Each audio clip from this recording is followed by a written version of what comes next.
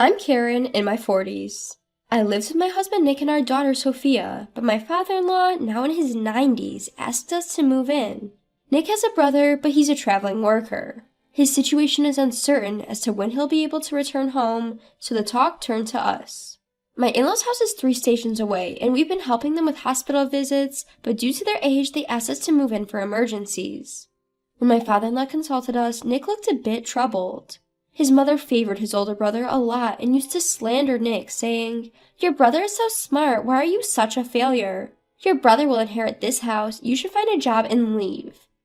I'm not sure if my father-in-law knew about this, but he said, "Your mom is looking forward to living with you guys too." When Nick consulted with his brother, he seemed relieved and left everything to us, saying, "It would help if you guys could move in."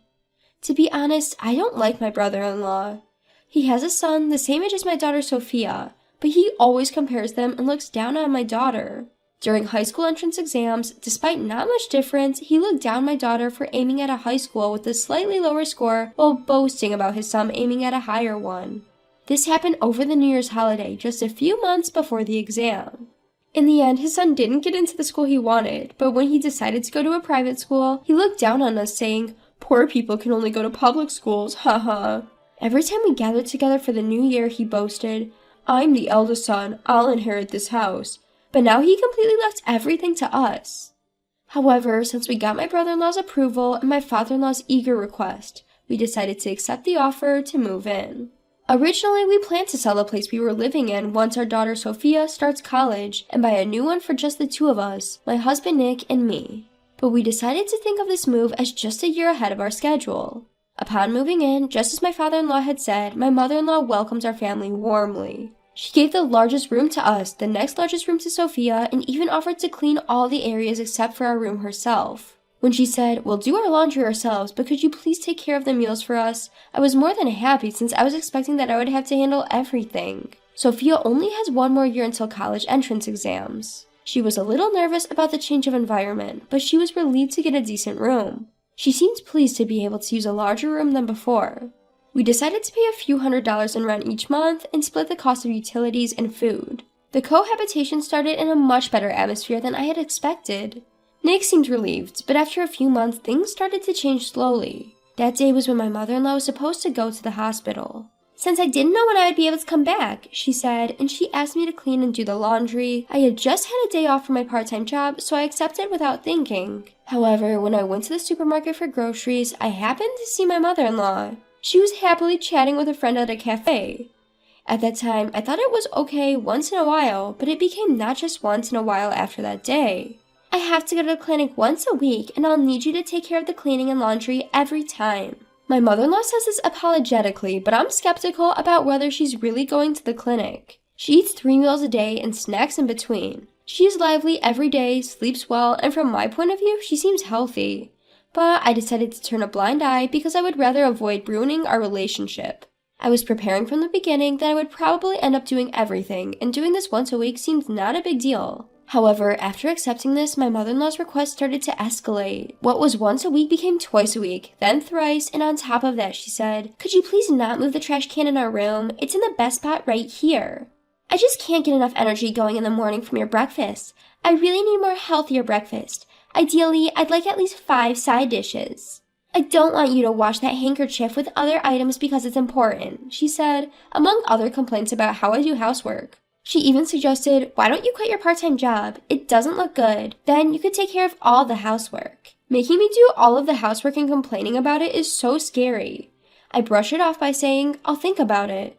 I had some savings for buying a condo, so I figured I could just move out if I got fed up with it. So with that attitude, about half a year passed since we started living together, when suddenly my brother-in-law returned. My mother-in-law was delighted at the news of his sudden job transfer, and as soon as my brother-in-law came back, her attitude changed dramatically. We were kicked out of the room we were using on the day my brother-in-law came back. She said that because my brother-in-law was going to use the biggest room, we should all use my daughter's room. Thinking about my daughter, my husband rebelled, but they didn't take it seriously. We had to use 1 room for 3 people, but my brother-in-law's influence didn't end there. I was told to adjust the meals to my brother-in-law's taste, to hang his suits in a certain way. Furthermore, my mother-in-law's nagging got even worse. Brother said he wants to eat food with a stronger flavor. I've always felt the same way, but your cooking is a lighter taste, she claimed. You know, what brother hates most is being woken up by the vacuum cleaner, so please don't use the vacuum until brother has woken up. Every time it's always, brother likes this, brother doesn't like that. And it's like they're implying that everything my brother-in-law says is correct, joining in saying, yes, that's right.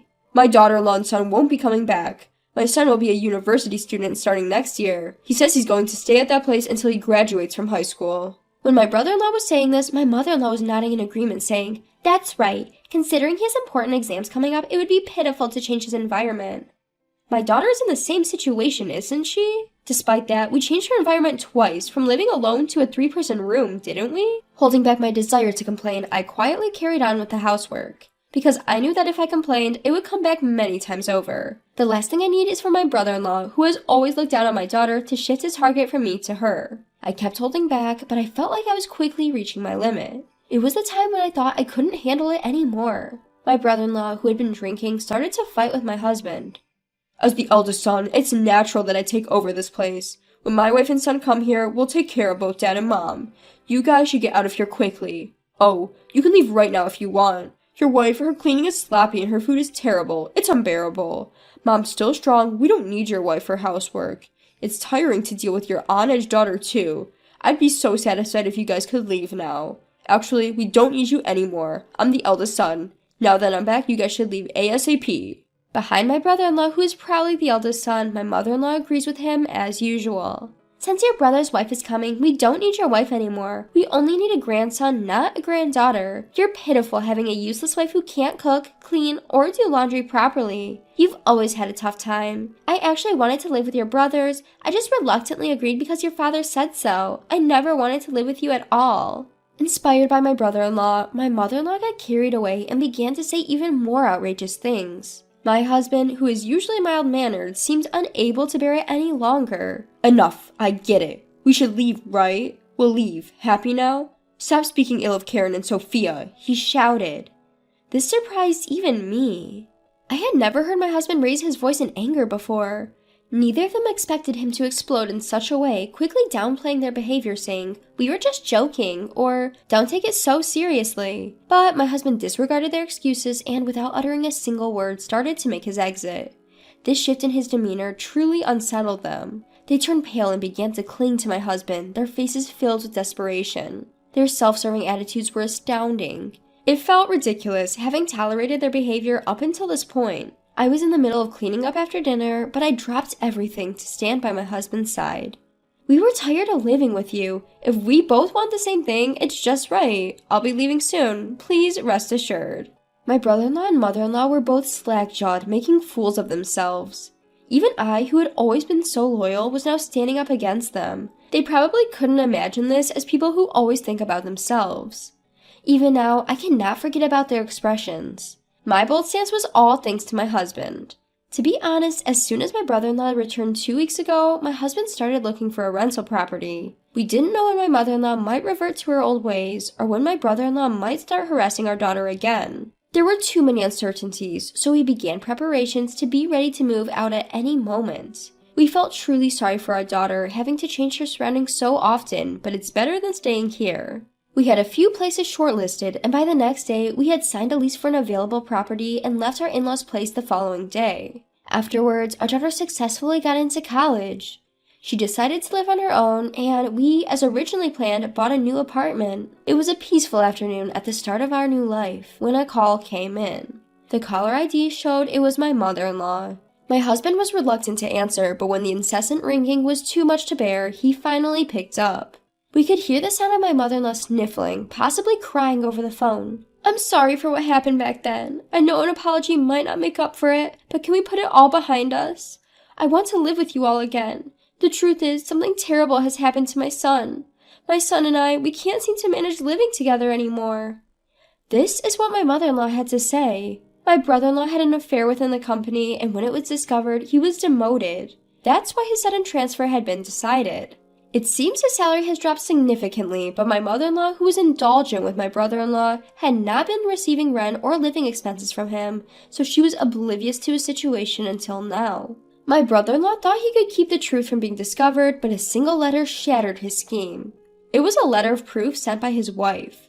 My brother-in-law, under the impression that his affair was not known, had passed off his demotion as a transfer, but his wife knew everything and seemed to have sprung divorce on him as soon as their son started college.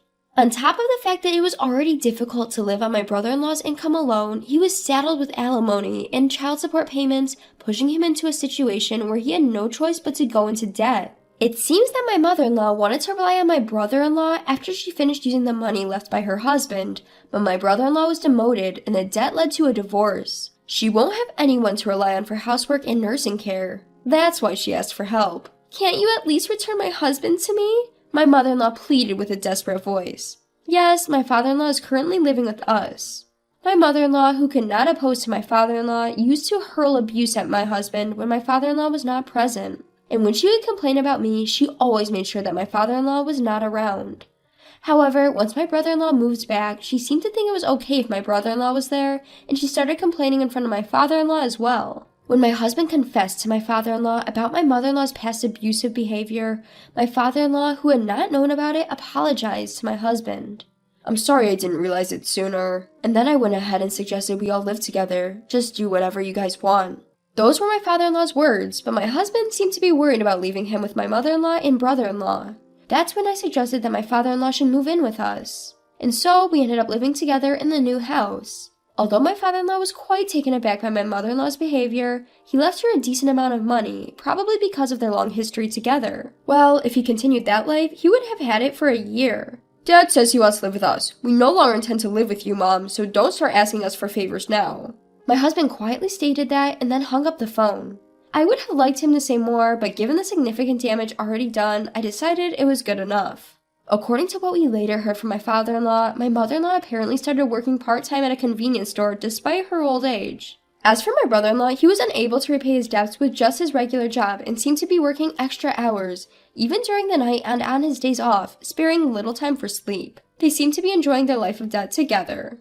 On the other hand, thanks to my father-in-law contributing half of the cost to our apartment, we have plenty of breathing room in our lifestyle. We are planning a trip with him to our daughter's place during the upcoming long weekend. We're looking forward to staying in a luxury hotel and seeing our daughter again after a long time.